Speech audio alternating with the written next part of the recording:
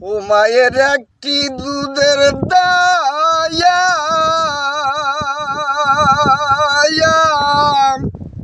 কাটিয়া গায়ের চাম পাপড় বানাইলে ঋণ সুদ হবে নারী। এমন দরদি ভাবে কেউ হবে না আমার মা গো। এমন দরদি ভাবে কেউ হবে না আমার মায়া গো। মায়ের রাখিয়া যতনে কত কষ্ট করে 10 মাস 10 দিন ছিলাম মায়েরই উদরে।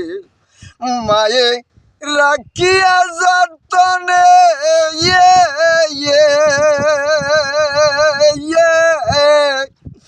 কত কষ্ট করে 10 মাস 10 দিন ছিলাম মায়েরই উদরে রে।